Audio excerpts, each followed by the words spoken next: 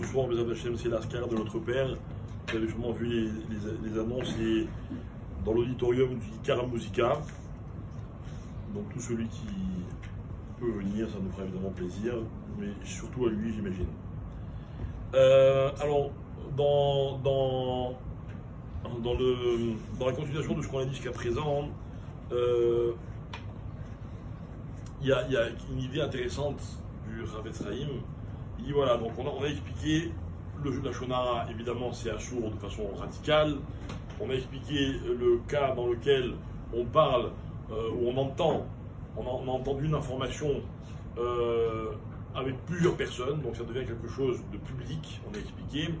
À ce moment-là, quand on va le répéter, ça n'est pas forcément du Lachonara, bien que rappelez-vous, ça porte d'autres noms, etc.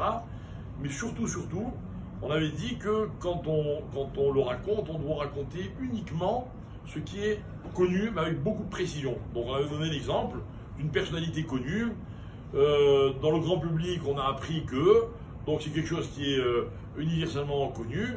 Moi, quand je le raconte, bon voilà, j'ai pas dévoilé quelque chose, tout le monde le savait déjà. Ok? Travail intéressant. Il dit, non seulement il faut être sûr que ce qu'on dit c'est vrai, et il faut être précis et ne jamais rajouter quelque chose en plus de ce qui a été dit et ce qui est déjà su.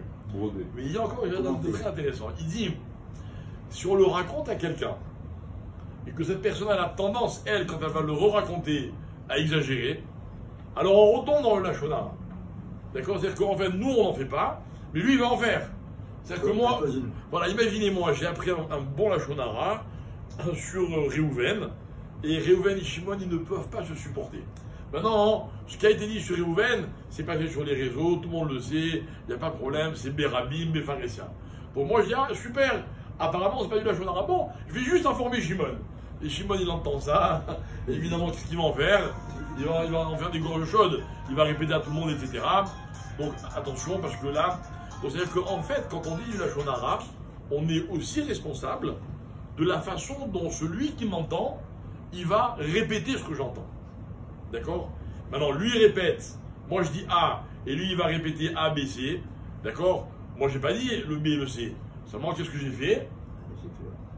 Non, j'ai fait le A, d'accord, mais en plus du A, j'ai fait l'Ifnei hiver, l'autre Ital Hirschol. De ne pas mettre une embûche devant l'aveugle. C'est que lui, c'est sûr qu'il ne va pas pouvoir résister. À cause de moi, il va faire la Avera, donc j'ai une responsabilité. Après, bon, il ramène des cas intéressants. Il y en a que j'ai trouvé très intéressants, mais qui va nous empêcher d'écouter des informations. Déjà que c'était limite des informations quand on parle de politique, évidemment. Hein. Là, ça va être encore plus terrible. Il dit par exemple un comité, ou aujourd'hui on appelle ça un cabinet, d'accord, qui se réunit pour prendre des décisions. Okay, on prend une décision ensemble.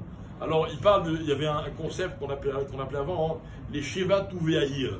C'était les sages de la ville qui prenaient les décisions. Bon, bref, comme on dirait aujourd'hui, le conseil de je sais pas quoi, l'assemblée, ce que vous voulez, ok.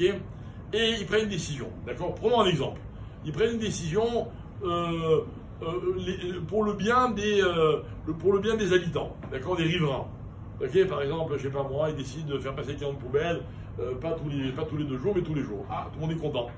Maintenant, comment ils sont arrivés à cette décision? Ils se sont réunis et ils ont voté. En général, c'est rare que la moindre décision fasse une unanimité de prime abord. D'accord? Donc, imaginez, on était 7, il y en avait 5 qui étaient pour, 2 qui étaient contre. C'est interdit de raconter que ceux qui étaient contre. Ça s'appelle du Lachonara. D'accord? Je trouve dans le contexte aujourd'hui, c'est une information intéressante à vous transmettre. Ok? Il faut bien vraiment apprendre à se boucher les oreilles.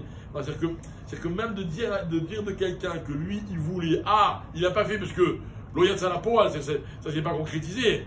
Mais de dire que lui voulait ou qu'il voulait pas, ça s'appelle aussi du Lachonara. Tada. Tada de Yaou.